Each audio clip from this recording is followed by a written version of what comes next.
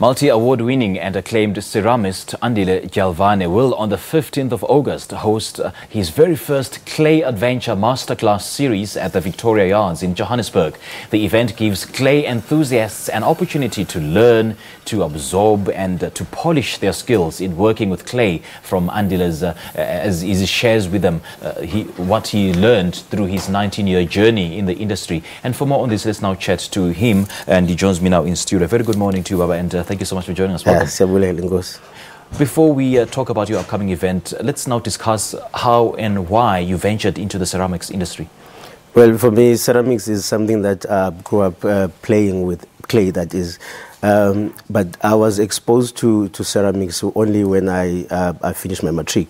And as a choice of medium, it was because it reminded me of my childhood. Okay. So it's a medium of expression. Okay. That's correct. Let's now analyze the ceramics industry in South Africa. Where are we in terms of making it as a business, especially for disadvantaged families, and how big is it in the country? Ceramics, yes, it's actually huge in the country, and I think we're one of the countries that present the best quality, the best storytelling kind of ceramics. But if you are at disadvantage, it's not easy for one to access it because it's very expensive, the equipment. But the material and the resources are very easy to find. It's just to expose the people in the countryside or people in the disadvantage how to access that knowledge. So what I'm aiming to do is to expose people to know and learn about how you can make business out of it, how you can take your passion and translate it into something that can feed your family, something that can change the country and add into the economy of the country. You just mentioned that it's all about storytelling. What kind of ceramics do you deal with? And what kind of stories are you trying to tell? My ceramics that I make, it's bespoke, collectible items, which speak about my heritage, where I come from. Being Xhosa, I will reflect in some elements of my culture, or elements of the Nguni culture itself, but elements of the Africa at large itself. Because what I'm trying to do is to expose who we are as the Nguni people, for instance, so that the world, when they come into South Africa or to Africa, that they can see what it is that we possibly have lost. But in my ceramics, I'm trying to sort of reclaim and revive that sort of all the traditional elements that we've lost through colonialization. And in the process, you aim to pass over your knowledge to other people through your masterclass series.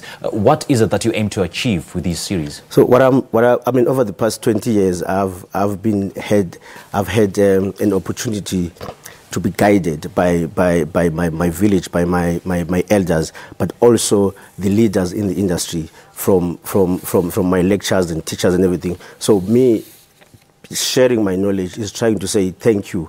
It's trying to say, can you also have an opportunity to be exposed to how you can use, because it's not only for ceramic person, but anyone who's a creative, who's got a creative business. How can you take your resources? How can you come up with a narrative that will speak about you and what will speak about the Africa, how that will make you unique, to come up with a creative brand. So I have Tebe Kalifeng, for instance, who's going to be speaking about how can you use your resources, how can you use your stories as an African to engage and draw people to come to this country through our creativity. Yeah. Yes. And I guess that makes a great leader, sharing knowledge and information so that when you're gone, you don't go with that kind of art with you. You leave your legacy. That's correct. I mean, you've also exhibited your works locally and abroad. Tell us where in other parts of the world where you've exhibited your work, and how have people been receiving your work? As I've been very fortunate, and through a lot of exposures from the galleries that represent me, our gallery, so the Southern Guild Gallery. We've exhibited in the New York Friedman Bender Gallery, we've exhibited in France, in London, we've exhibited in Australia, I've spent time in Taipei. So I will be touching all of those places and reflecting what it is that I've gained through those places, and how I've translated that information into the artworks that I do, and how do I generate money or economy through all of this knowledge, and how do I translate and narrate these stories to make a successful business. True. Yes. Let's talk about the masterclass events.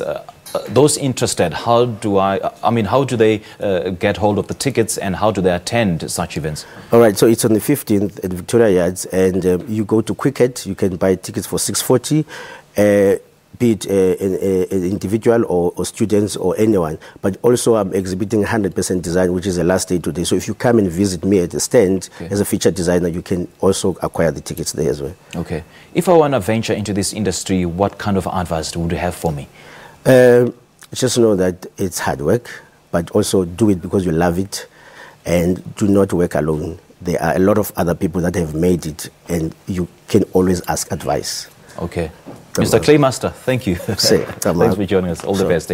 That's the man behind the Clay Adventure Masterclass Series, Andile Dyalvane, and he was speaking to us about his event that is set to take place on the 15th of August at the Victoria Yards in the Bears Valley in Johannesburg.